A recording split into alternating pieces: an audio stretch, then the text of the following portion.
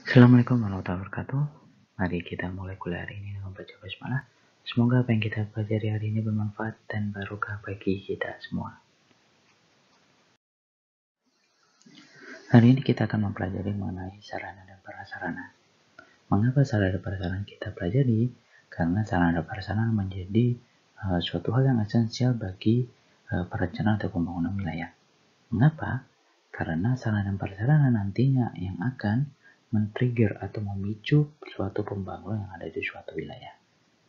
Nah, kenapa bisa seperti itu? Pertama, karena sarana adalah pusat-pusat kegiatan, yang dimana ini nantinya akan mengakibatkan terjadinya pergerakan manusia dan juga pergerakan uang, sehingga roda perekonomian akan berputar. Sedangkan prasarana bicara aksesibilitas dan konektivitas. Nah, nantinya ini akan membantu, mempermudah, dan memperlancar setiap kegiatan ataupun perputaran uang yang terjadi di pusat-pusat kegiatan tadi. Nah, biasanya kita menyebutnya sebagai infrastruktur di dalam suatu wilayah. Infrastruktur itu ada apa saja terkait sarana dan prasarana. Nah, kurang lebih ada 6 ini, dan mungkin nanti bisa ditambahkan oleh kalian infrastruktur lain yang terkait dalam perencanaan wilayah. Ada pendidikan, perdagangan, kesehatan, transportasi, hingga telekomunikasi. Nah, inilah infrastruktur yang nantinya ke-6 ini dan yang lainnya nanti bisa ditambahkan, bisa menjadi penentu suatu pertumbuhan atau yang men-trigger perkembangan wilayah. Bagaimana cara prasarana itu bisa muncul? Ya sudah pasti dikarenakan adanya sebuah kebutuhan masyarakat. Masyarakat membutuhkan fasilitas-fasilitas yang bisa membantu dalam kehidupannya. Semua orang membutuhkan itu. Membutuhkan jalan, membutuhkan fasilitas kesehatan, pendidikan, bahkan ekonomi, kita semua membutuhkan itu.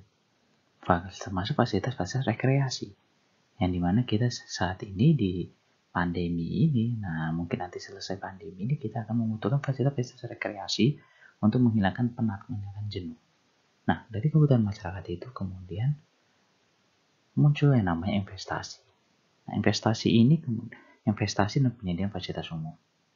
Nah, investasi dan penyediaan umum ini nantinya akan menjadi sebuah modal yang dibuat oleh pemerintah untuk merencanakan wilayah.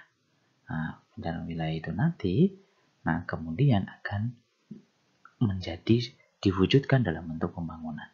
Nah, ini yang kemudian di dalam AKD ini menjadi peran penting. Kalian itu harus mengetahui needs-nya, kemudian bagaimana investasinya, baru melakukan sebuah perencanaan.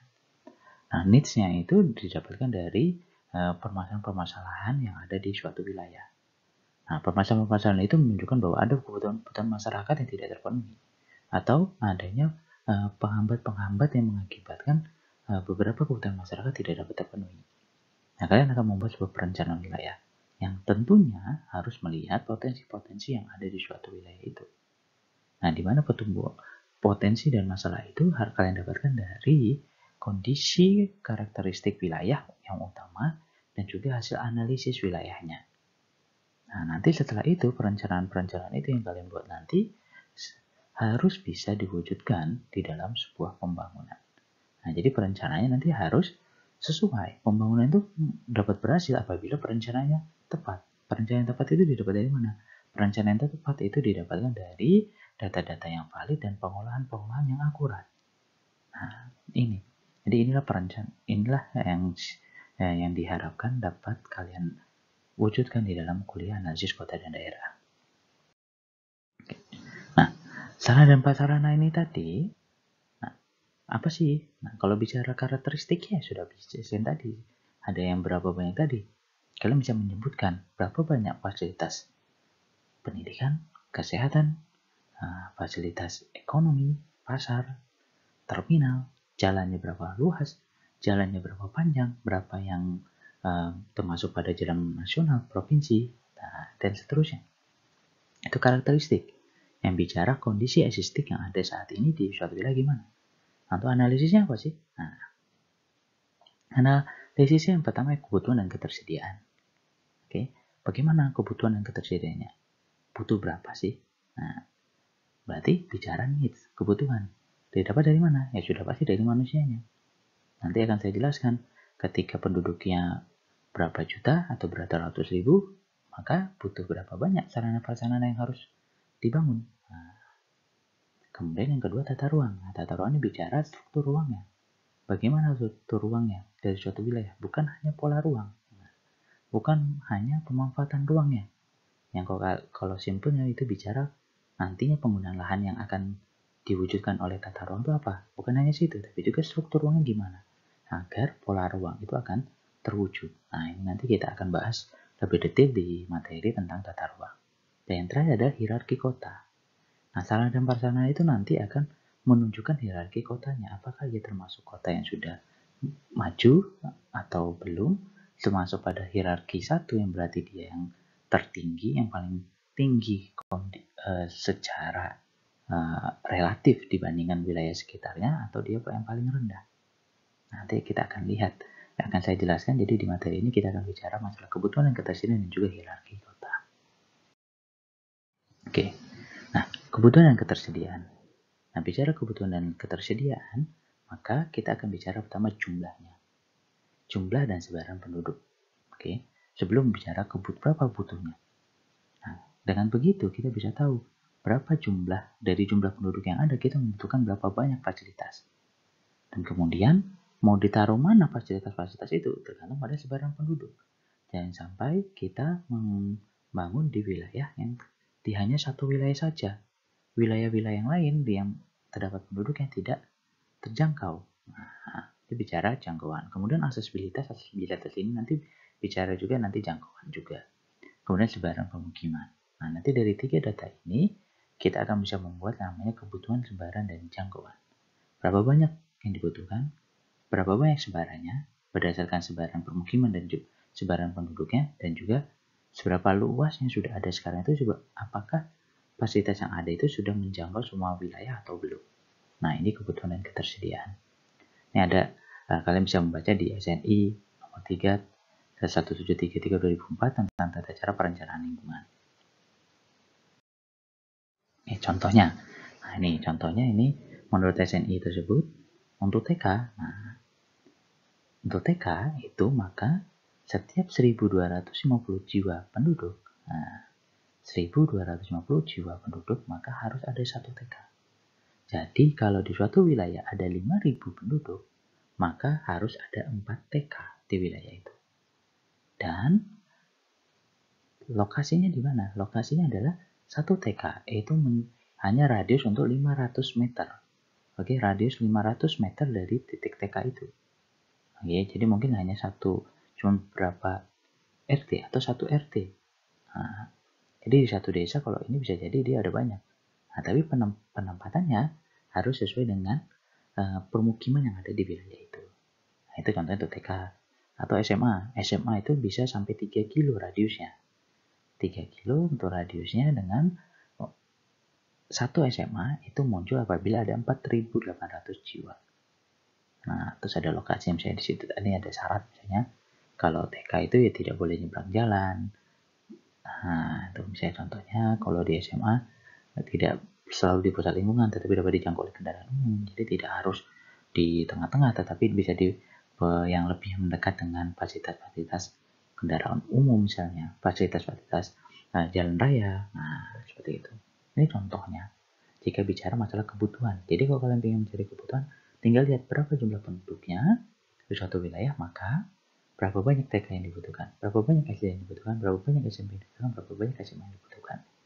Nah, kalau ingin melihat jangkauannya, maka kalian bisa membandingkan lokasi SMA yang ada saat ini, kalian lihat berapa radiusnya. Kalian buat radiusnya, ini udah ada SNI-nya. Apakah hasil kalian buffer berdasarkan radius ini sudah mencapai melingkupi semua permukiman yang ada atau belum? Kalau belum berarti jangkauannya belum menjangkau seluruhnya, berarti harus ada TK baru, SD baru, atau SMP baru. Atau jika kebutuhan sudah terpenuhi tetapi radiusnya belum terpenuhi, maka kalian bisa mempertimbangkan untuk memindah TK, SD atau SMP itu ke lokasi lain untuk agar semua wilayah terjangkau terhadap pelayanan pendidikan. Nah, dengan memenuhi persyaratan lokasi. Ini contoh yang lain untuk fasilitas kesehatan. Contohnya rumah sakit. Nah, standarnya adalah satu rumah sakit umum itu apabila sudah ada 1.200.000 jiwa dengan radius pelayanannya 3 km.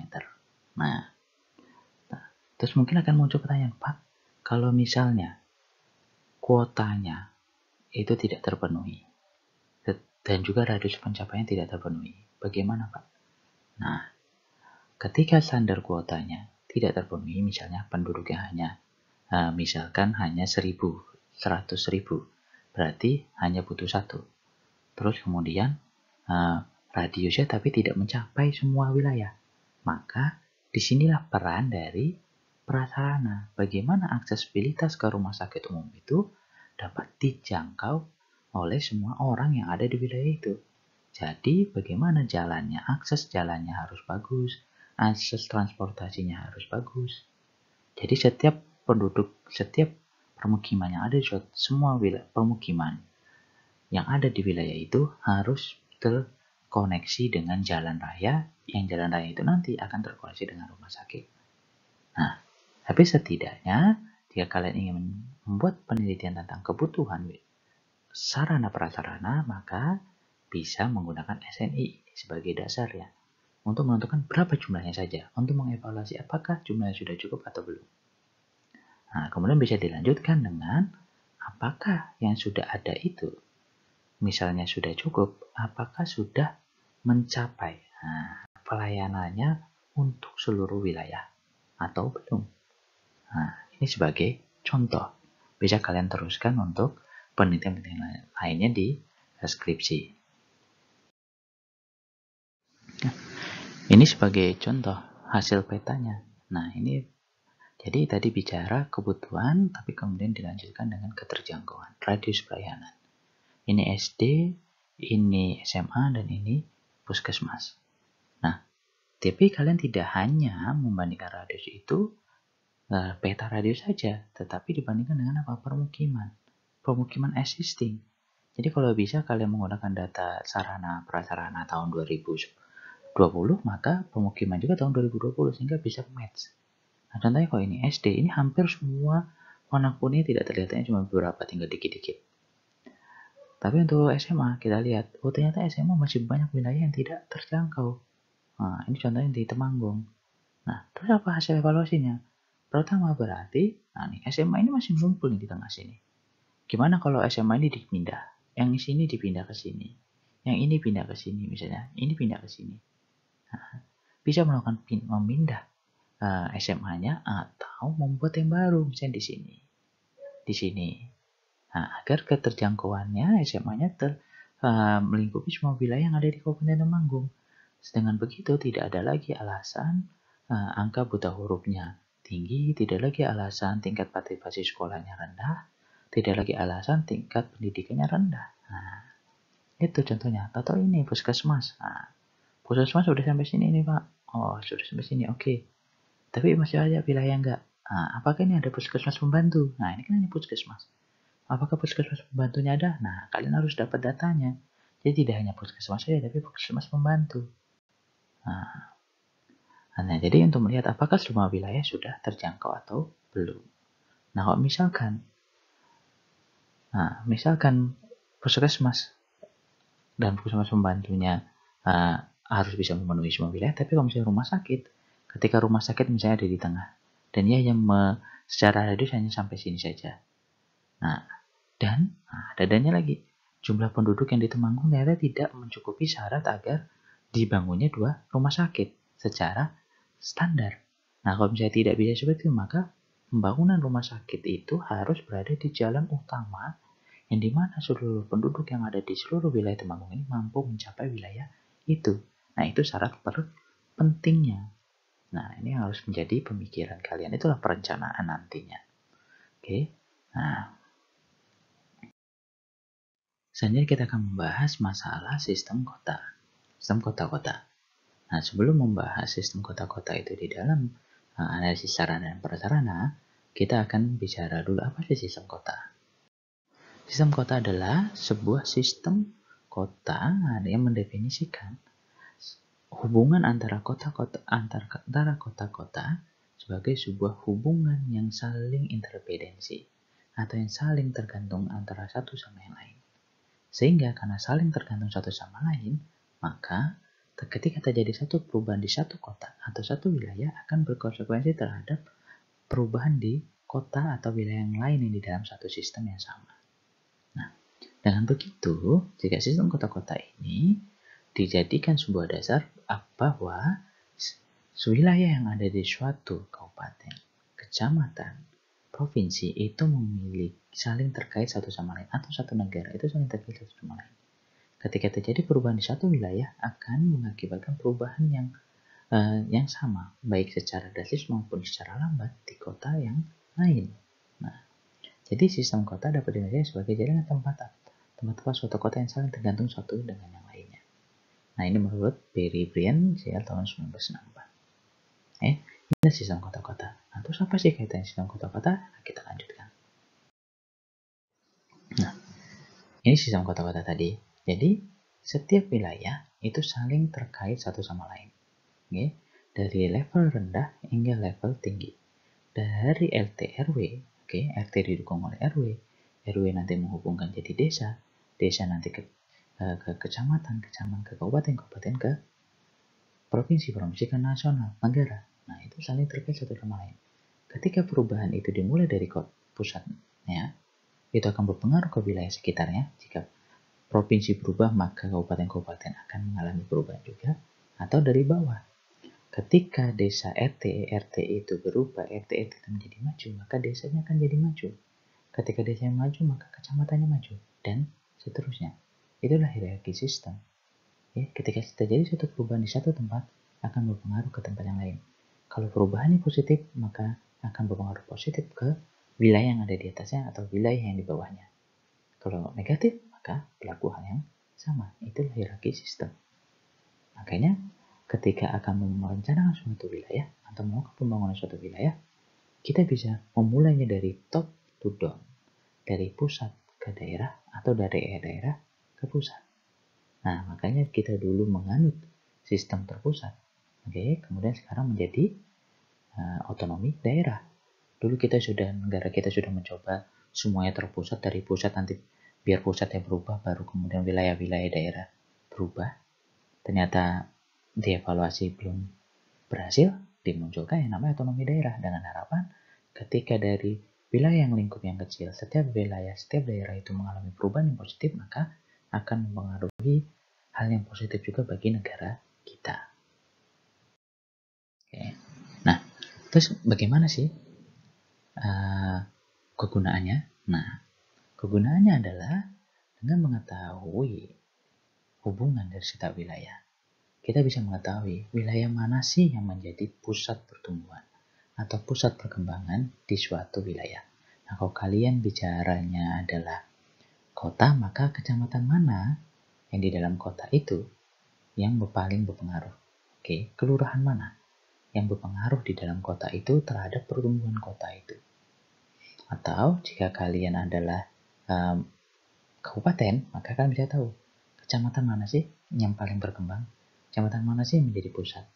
Nah, karena dengan begitu kalian bisa mengetahui apakah ibu kota dari suatu kabupaten, ibu kota kecamatan, kecamatannya itu yang menjadi ibu kota menjadi pusat pertumbuhannya, ataukah malah ada wilayah lain yang bisa menjadi pusat pertumbuhan, atau ada beberapa wilayah yang menjadi pusat pertumbuhan dari suatu wilayah. Fungsinya apa? Ketika mengetahui wilayah mana yang menjadi pusat pertumbuhan, maka kalian bisa merencanakan bagaimana caranya wilayah yang di sekitar pusat pertumbuhan tadi bisa ikut maju. Atau sebaliknya, dengan menggunakan perhitungan hierarki kota, kalian bisa tahu wilayah mana, kecamatan mana, kelurahan mana yang belum berkembang. Nah, sehingga fokus pembangunan, fokus perencanaan kalian bisa ke wilayah itu.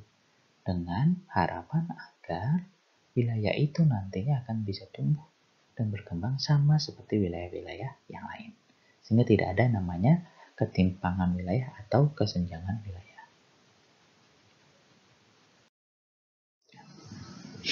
Ada beberapa metode,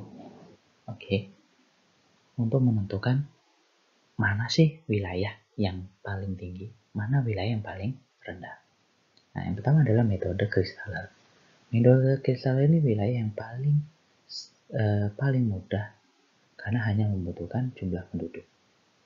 Nah, jumlah penduduknya yang kalian butuhkan adalah hanya mencari jumlah penduduk yang terbanyak di wilayah kalian. Kalau kalian misalnya Kabupaten Sukoharjo, maka kalian cari di Kecamatan Sukoharjo mana yang penduduknya paling tinggi. Maka ketika penduduknya paling banyak, dia menjadi orde pertama atau wilayah nomor 1, wilayah yang tertinggi, wilayah yang menjadi pusat. Nah, terus bagaimana Pak menentukan wilayah yang kedua, ketiga, dan keempat? Nah, caranya adalah wilayah orde 2 adalah sepertiga dari wilayah peringkat 1. Nah, jadi kalau misalnya peringkat 1-nya 900.000, maka tinggal dibagi 3. Maka wilayah orde 2 adalah yang ada di angka 3.000. Nah, orde 3-nya gimana Pak?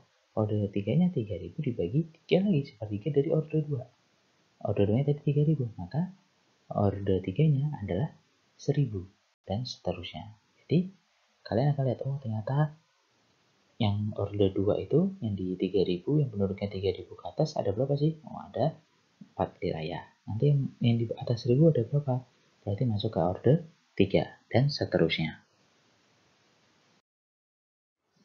Nah, untuk selanjutnya, Ranges Rule. Nah, tadi kan metode Kristaller. Kalau Ranges Rule ini sama, yang dibutuhkan hanya jumlah penduduk kota. Bedanya, kalau tadi semuanya dibagi sepertiga, nomor 2 sepertiga dari nomor 1, nomor 3 sepertiga dari nomor 2, dan seterusnya. Tapi kalau Ranges Rule, dia nomor 1 adalah tetap yang penduduknya paling banyak. Nomor 2, setengah dari yang paling banyak. Nomor 3, sepertiga dari nomor 1. Peringkat 4-nya, seperempat dari nomor 1. Jadi, dan seterusnya. Jadi, kalian bisa membuatnya kalau Ranges Rule seperti itu. Oke. Nah, contohnya seperti ini. Penduduk yang paling tinggi adalah 6.000 penduduknya. Berarti peringkat 1-nya yang 6.000 jiwa. Kalau peringkat 2, nah berarti tinggal dibagi 6.000 dibagi 2. Berarti 3.000. Rentangnya dari 3.000 sampai sebelum 6.000 itu peringkat 2. Peringkat 3-nya tinggal 6.000 dibagi 3. Nanti rentangnya 1.500 sampai 3.000. Peringkat 4-nya berarti 6.000 dibagi 4. Dan seterusnya sampai semua wilayah kabupaten atau kecamatan yang kalian miliki itu sudah terbagi hierarkinya atau tingkatannya di wilayah kajian kalian. Nah, ini metode Chief. Metode Chief ini metode yang perhitungannya paling rumit, ya, karena dia memakai rumus nih. Rumusnya agak. Ini contoh metode Chief. Ya. Di sini kekurangan dari metode Chief adalah kalian tidak bisa menggunakan metode ini apabila kalian tidak bisa menentukan lebih dari 2 orde. Jadi kalian tidak hanya memiliki orde 1 atau yang paling tinggi, tetapi kalian harus juga tahu jumlah penduduk untuk orde yang paling rendah misalnya. Minimal ada 2 penduduk, sehingga kalian bisa menentukan orde 1 hingga orde keempatnya. Oke, tadi itu adalah beberapa ilmu lama. Nanti saya hanya memberikan contoh saja. Tapi berarti itu contohnya dulu itu orang menentukan suatu wilayah hierarkinya hanya berdasarkan jumlah penduduk. Ada yang tadi Chief atau Ranges Rule semuanya menggunakan jumlah penduduk. Padahal saat ini sudah mengalami perkembangan di mana untuk menentukan hierarki kota itu untuk tidak hanya berdasarkan jumlah penduduk, tetapi bisa ditambah infrastruktur, tingkat pelayanan, dan lokasi. Ada beberapa metode untuk mengukur hierarki kota. Ini ada 4: Guttman skalogram, gravitasi, OGP, dan LG. Nah, saya lanjut. Nah, Guttman skalogram atau Guttman model itu kalian membutuhkan pertama adalah jumlah penduduk kota, kemudian ketersediaan fasilitas sosial ekonomi dan perputaran uang. Oke, di mana variabel A, jumlah penduduk dan fasilitas sosial ekonomi menggambarkan besar kota dan cakupan wilayahnya. Semakin banyak jumlah penduduk, maka semakin lengkap fasilitasnya dan jenjangnya semakin tinggi. Ingat SNI tadi, maka ya, di SNI tadi tentang kebutuhan ketika jumlah penduduknya banyak, maka fasilitasnya sudah pasti jadi lebih banyak. Karena apa? Karena secara tadi kalau kita bicara SNI atau kebutuhan, maka kebutuhannya akan semakin tinggi sehingga penduduknya banyak harus dilengkapi dengan fasilitas yang lebih banyak. Nah, gambaran tersebut identik dengan semakin banyak uang beredar di kota tersebut, maka kota itu menjadi kota yang besar. Nah, itu untuk yang C. Jadi ketika yang C itu menunjukkan bahwa semakin banyak uang yang berputar, maka semakin besar kota tersebut. Oke, ini contohnya. Nah, ini contohnya. Untuk detailnya nanti besok kita akan coba di psikologi untuk mensimulasikan. Nah, untuk yang ini, jadi nanti kalian itu akan membuat yang namanya data. Pertama jumlah penduduk, jumlah SMP, SMA, universitas, klinik, dan seterusnya. Oke. Kemudian setiap penduduk, setiap variabelnya ini kalian skor. Nah, setelah kalian skor, kalian total skornya. Oke, ini kemudian kalian buat range nilai untuk setiap kelas. Nah, kelasnya kalian bagi berapa? 4 kelas, 3 kelas. Oke, berarti kalau 4 kelas berarti nanti pembagiannya ada tinggi, sedang, rendah, sangat rendah misalnya. Nah, atau lebih enak kalau pembagian range-nya itu menjadi ganjil. Kalau 3 misalnya tinggi, sedang, rendah. Atau 5 sangat tinggi, tinggi, sedang, rendah, sangat rendah. Oke, nanti seperti apa bentuknya nanti akan saya jelaskan besok di psikologi dengan simulasi. Contohnya ya, scoring, dengan scoring, sebenarnya di antara kalian pasti sudah banyak yang melakukan ini, tapi besok akan saya jelaskan lagi agar lebih mengerti. Untuk Gatman skalogram, ini yang banyak yang dilakukan. Asumsinya tadi, semakin banyak jumlah penduduk, maka fasilitas semakin banyak. Dengan begitu, maka semakin lengkap fasilitasnya, dan jika semakin lengkap fasilitasnya, berarti kota itu semakin berkembang. Dan apabila ekonomi semakin banyak, maka secara pertumbuhan ekonomi, secara putaran uang, dia menjadi kota yang semakin besar. Oke. Nah, ini contohnya ya, nanti bisa kita lihat besok di psikologi agar kalian lebih paham. Yang menggunakan metode ini untuk beberapa penelitian, setahu saya setelah saya mengajar di UMS ada beberapa kakak tingkat kalian yang menggunakan metode skalogram untuk meningkatkan hierarki kota. Yang tidak hanya berhenti di situ ya, tapi misalnya hierarki kota dikaitkan dengan perkembangan wilayah, hierarki kota dengan pertumbuhan wilayah, hierarki kota dengan kesenjangan wilayah. Nah, kita tidak hanya berhenti dengan hierarki kota ya. Karena ini di kuliah saya di praktikum contohnya ini aja sudah bisa membuat. Jadi kalian harus lebih daripada ini. Contohnya tadi, ternyata dibagi menjadi 3. Nah, jadi di Kecamatan Purworejo ini yang menjadi pusat kegiatan, pusat pertumbuhan ada 2 wilayah, yaitu Kecamatan Purworejo dan Kecamatan Kutoarjo. Nah, ini secara analisis. Yang tidak berkembangnya ada Purwodadi, Bruno, Gebang, Pitolo, dan Bener. Nah, terus apa Pak lanjutannya? Lanjutannya adalah kalian bisa melihat, ternyata Purworejo dan Kutoarjo sudah menjadi pusat. Berada di mana wilayahnya? Analisis spasial. Ternyata dia terpisah jaraknya. Oke, kalau terpisah jaraknya berarti dia memungkinkan menyebabkan wilayah-wilayah sekitar akan tumbuh. Tapi kalau sebaliknya, kalau misalnya mereka berdampingan, berarti perlu upaya untuk membuat wilayah lain itu menjadi lebih maju. Agar apa? Agar tidak jadi disparitas pembangunan, tidak disparitas pertumbuhan. Jadi misalnya, Purworejo Kutoarjo berdekatan, maka tambahkan, Kali Gesing ini jauh nih. Bagaimana kalau Kali Gesing kita fokus pembangunan Kali Gesing? Agar Kali Gesing nanti maju, maka wilayah sekitarnya akan maju. Atau daripada itu mending ini aja. Kita yang peringkatnya hierarki 3 ini kita bantu saja dengan meningkatkan kualitasnya. Kualitas apa dan kuantitas. Nah, terutama kuantitas dulu, kuantitas sarana-prasarana. Agar dia dapat tumbuh dan berkembang sehingga wilayah di Purworejo ini nantinya ordonya atau hierarkinya itu tidak 1, 2, 3 lagi. Ya, bisa jadi nanti 1 dan 2 atau semuanya 1. Nah, yang menunjukkan bahwa wilayah itu sudah berkembang secara sama atau merata. Oke, ini contohnya tadi. Contohnya kalian bisa kemudian setelah peta dapat tadi hierarki ekonomi peta. Ini jadi satu hasil skripsi. Bagaimana hierarki kota menggunakan metode skalogram, Batman skalogram. Ternyata yang pusat 2 ini. Ternyata dia tidak terlalu berdekatan. Berarti ini nanti akan membantu Purworejo membantu wilayah untuk berkembang, dan sedangkan Kutoarjo membantu wilayah untuk berkembang. Tapi yang jadi masalah, Bruno benar Gebang ternyata jauh jaraknya.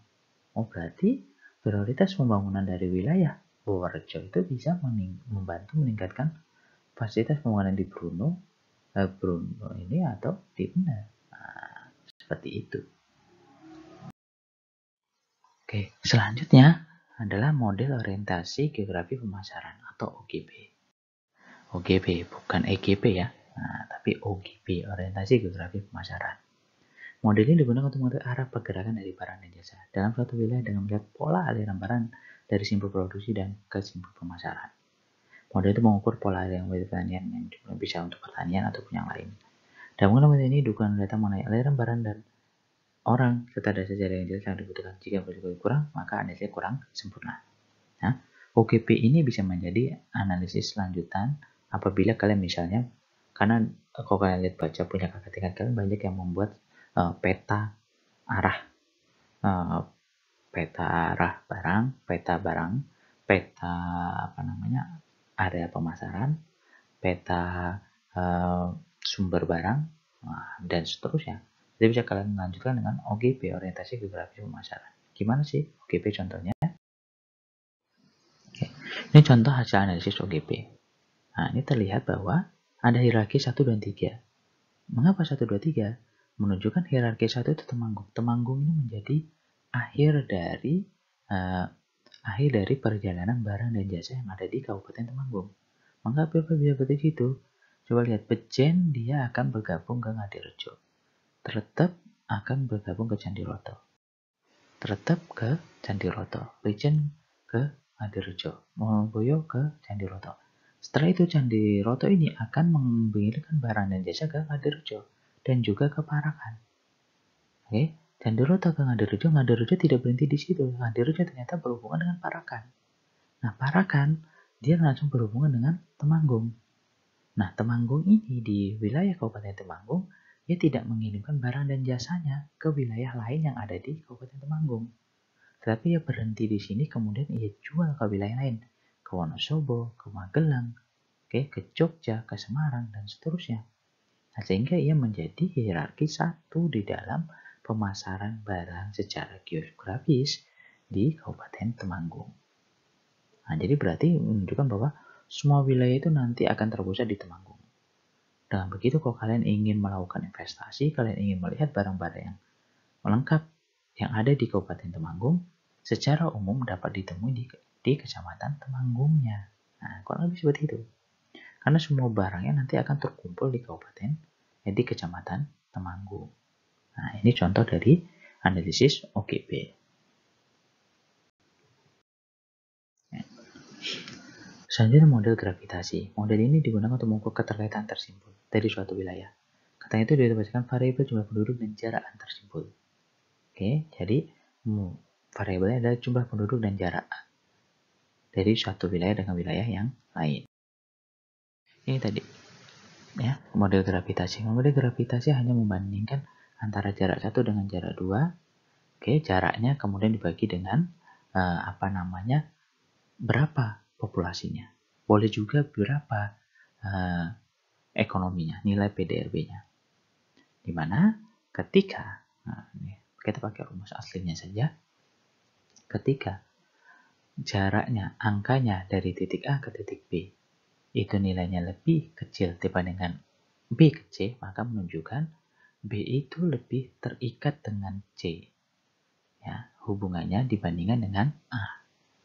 Begitu juga dengan A dan C, ternyata nilainya lebih tinggi A ke B daripada A ke C. Maka A ini lebih erat hubungannya dengan B dibandingkan dengan C. Oke, nah besok kita akan simulasikan ini di psikologi. Bukan psikologi, maksud saya di Zoom.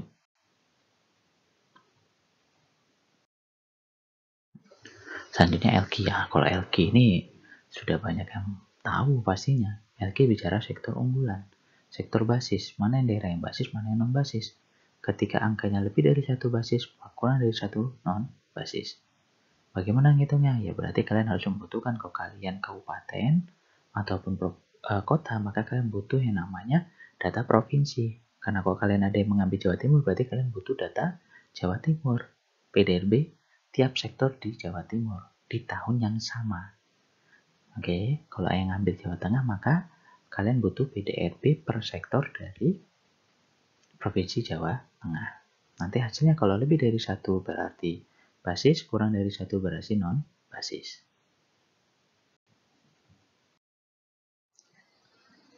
Nah, apa sih LQ? Nah, nanti LQ ini akan lebih jelasnya akan dijelaskan oleh Pak Andit di analisa ekonomi, tapi saya akan memberi gambaran.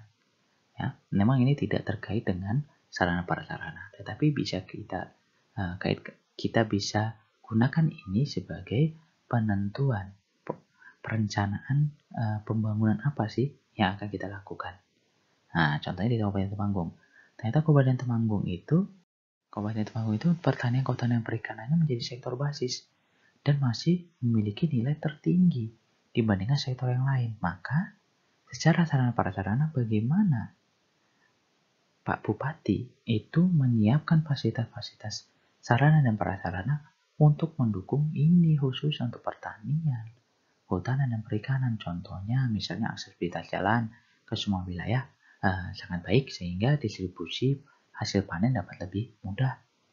Maka dibangun misalnya pembangunan pasar-pasar induk, pasar-pasar untuk menjual hasil pertanian atau industri-industri pabrik-pabrik yang dapat mengolah hasil pertanian, kehutanan dan perikanan yang ada di Kabupaten Temanggung, sehingga sektor basis yang menjadi unggulan. Sektor basis itu unggulan di Kabupaten Temanggung itu bisa menjadi lebih menyumbangkan perekonomian bagi wilayah tersebut. Nah, itu kaitannya untuk sarana dan prasarana. Fungsinya apa sih yang tadi kita bahas? Ya. Pertama, mengetahui dalam suatu wilayah daerah mana yang menjadi pusat perkembangan. Itu pasti. Dengan tahu wilayah itu menjadi pusat, maka kita bisa melihat apakah wilayah itu nantinya akan memiliki dampak ke wilayah sekitar atau tidak. Dan seandainya, pusat perkembangan itu tidak berada di tengah, ketika asumsinya dengan berada di tengah, maka wilayah sekitar akan dapat terkena dampak secara merata. Bisa tidak ada di tengah, maka kita harus memikirkan wilayah yang tertinggal itu bagaimana caranya kita untuk dapat meningkatkannya agar tidak tertinggal. Nah, yang kedua adalah menentukan arah perkembangan dan pembangunan. Nah, ini penting. Pentingnya apa? Ketika kita tahu wilayah mana yang tertinggal, mana yang maju, maka kita bisa memilih apakah kita akan terus membangun wilayah yang maju itu atau kita akan mengembangkan wilayah yang tertinggal agar nantinya pembangunannya merata. Nah, itu akan menjadi kebijakan yang ditentukan oleh para pimpinan daerah. Nah, dari mana dia bisa menentukan itu? Ya, ditentukan dari kalian sebagai seorang perencana untuk menentukan data awal, analisis awal. Oh, ini loh Pak, wilayah yang belum berkembang daerah sini. Nah, besok berarti Bapak kalau mau nyalon lagi, biar dapat dipilih. Nah, nih, pembangunan di sini dibangun Pak. Nah, biar bisa lebih berkembang. Nah, selanjutnya dapat menghindari pemasangan pemerintah pembangunan ini tadi. Oh, ternyata wilayah mana saja yang belum terbangun? Nah, mengapa kok belum bisa berkembang? Jika dilihat dari ketersediaan fasilitas dan sarana prasarananya. Nah, dengan begitu kan bisa melihat, maka kalau mau merata pembangunannya harus dibangun wilayah A, B, C, dan D. Terus yang keempat, potensi wilayah ini terkait dengan LQ tadi. Kemudian yang kelima, wilayah masih tinggal dan bagaimana solusi permasalahan itu tadi. Tahu wilayah yang tertinggal. Nah, geografi tidak berhenti di situ. Geografi harus mengkaitkan. Secara fasilitas dia tidak tinggal. secara ekonomi dia tidak bisa maju. Apalagi, oh ternyata kalian kaitkan dengan kondisi fisiknya. Kaitan dengan kondisi sosialnya, pendidikannya, kesehatannya, dan seterusnya. Sehingga bisa menghasilkan sebuah rencana yang akurat, yang tepat sasaran, yang kemudian tidak berakibat pada salahnya sasaran pembangunan yang dibuat.